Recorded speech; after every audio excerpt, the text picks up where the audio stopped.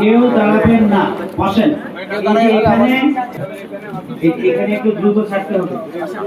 করে টাকা আছে, আর এই 100 জনের তালিকা আমাদের কাছে থাকবে। সহযোগিতায় ট্রিটমেন্ট হবে ইনশাআল্লাহ।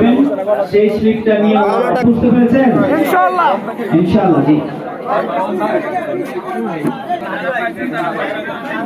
এখানে